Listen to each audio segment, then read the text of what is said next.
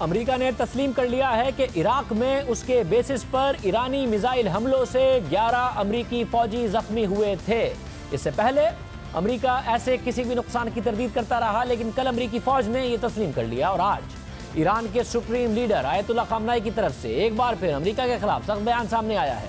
انہوں نے ایرانی فوج کے مورال کو بلند کرنے کی کوشش بھی کی اور آج جمعے کے خطبے کے دوران آیت اللہ خامنہ نے کہا کہ ہم نے امریکی بیسس پر حملہ کر کے امریکہ کے منہ پر تھپڑ مارا ہے۔ ساتھ ہی انہوں نے ایرانی مظاہرین پر امریکی حمایت کا الزام بھی لگایا، یعنی خود ایرانی شہریوں پر جو حکومت کے خلاف احتجاج کر رہے ہیں ان پر امریکہ کی سپورٹ کا الزام لگا دیا۔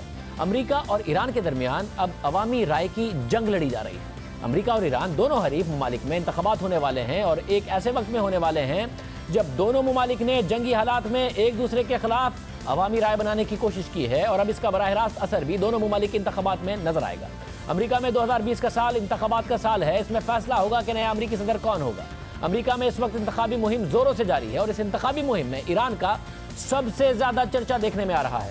خود صدر ٹرمپ اہم جلسوں میں ایران کے ساتھ کشیدگی کو اپنی کامیاب پالیسی قرار دے رہے ہیں، لیکن معاملہ صرف امریکہ تک محدود نہیں ہے۔ ایران میں بھی اگلے مہینے پارلیمانی انتخابات ہونے والے ہیں اور ایک ایسے موقع پر ہونے والے ہیں جہاں ایرانی عوام ایران کی قیادت کے خلاف احتجاج کر رہی ہے اور اسی دوران یعنی ایران کے پارلیمانی انتخابات سے پہلے ہی حکومت اور طاقتور مذہبی رہنماؤں کے درمیان بھی اختلافات کی خبریں سامنے آئی ہیں۔ ایرانی صدر حسن روحانی اور ایران کی طاقتور گارڈین کونسل آمنے سامنے آ گئے ہیں۔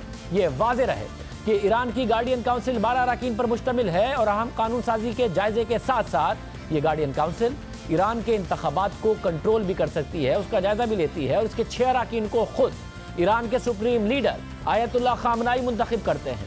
ایران کی اس گارڈین کونسل نے 5000 امیدواروں کو آئندہ پارلیمانی انتخابات میں حصہ لینے سے روک دیا ہے، یعنی انہیں نااہل کر دیا ہے۔ مگر خبر یہ نہیں ہے، خبر یہ ہے کہ ان ہزاروں امیدواروں میں سے 90 امیدوار ایران کے موجودہ پارلیمنٹ کے اراکین ہیں اور ان میں بعض ایران کے اصلاح پسند اراکین ہیں، یعنی یہ اصلاح پسند اراکین وہ اراکین ہیں جو ایران میں زیادہ جمہوریت اور زیادہ آزادی اظہار رائے چاہتے ہیں۔ اور یہ ایک ایسے وقت میں ہوا جب ایرانی عوام ایران کے مذہبی رہنماؤں کے خلاف سخت برہمی کا اظہار کر رہی تھی اور اب ہزاروں امیدواروں کو نااہل کرنے پر ایرانی صدر حسن روحانی برہم نظر آ رہے ہیں۔ حسن روحانی نے گارڈین کونسل کو تنقید کا نشانہ بناتے ہوئے موقف اختیار کیا تھا کہ یہ ممکن نہیں ایک گروہ کی حکمرانی سے اس ملک کو چلایا جائے۔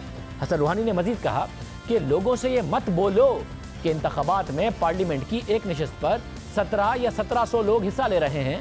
یہ بتایا جائے کہ 1700 امیدواروں کا تعلق کتنے گروپ سے ہے، 17 امیدواروں کا تعلق کتنی جماعتوں سے ہے، کیا ایک ہی جماعت سے ہے؟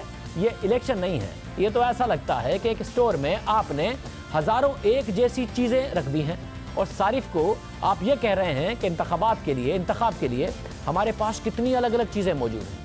حسن روحانی کے اس بیان نے ایک نئے تنازع کو جنم دیا اور اس پر ایران کی گارڈین کونسل کا رد عمل سامنے آیا۔ گارڈین کونسل کے ترجمان نے موقف اختیار کیا کہ صدر حسن روحانی کے اینٹی نیشنل پروجیکٹ کا آغاز افسوسناک ہے۔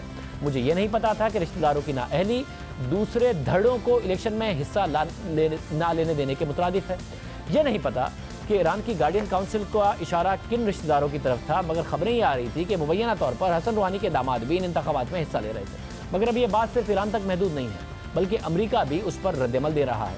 اس وقت امریکہ میں انتخابی مہم زوروں سے جاری ہے، لیکن اس انتخابی مہم میں سب سے زیادہ چرچا ایران کا ہو رہا ہے۔ صدر ٹرمپ نے اپنی انتخابی مہم میں قاسم سلیمانی کی ہلاکت کو ایک بڑی کامیابی کے طور پر پیش کیا۔ دوسری طرف ڈیموکریٹس امیدوار بھی ایران کے ساتھ کشیدگی اور اس حوالے سے صدر ٹرمپ کی پالیسیز کو تنقید کا نشانہ بنا کر اپنی مہم کو آگے بڑھا رہے ہیں۔ دوسری طرف ایران میں اس وقت صورتحال کشیدہ ہے، معیشت کی حالت بری ہے، مہنگائی کی شرح 40% تک جا پہنچی ہے، 4 میں سے 1 نوجوان بے روزگار ہے، صنعتیں قرضوں میں ڈوبی ہوئی ہیں اور اس وقت ایران کا فوکس عالمی سطح سے ہٹ کر ملک کے اندر ہونے والے تنازعات کی طرف ہے اور واضح طور پر لگ رہا ہے کہ ایران کے پارلیمانی انتخابات میں بھی امریکہ کے ساتھ ہونے والی کشیدگی ایک اہم کردار ادا کرے گی۔ اجازت دیجیے، اللہ حافظ۔